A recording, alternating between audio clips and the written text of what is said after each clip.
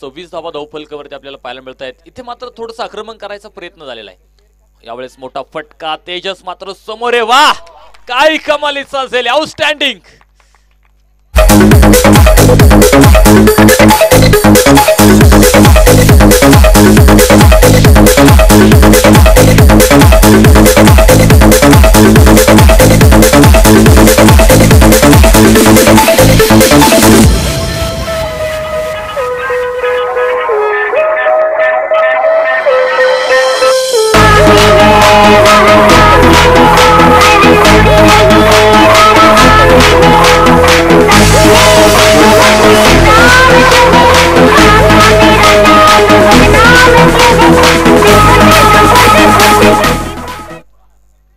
इथे स्वतःला झोकून दिलं आणि आपण पाहतोय काय सुरेख झेल इथे तेजस साबळेचा मैदानाच्या आतमध्ये आपल्याला पाहायला मिळालाय।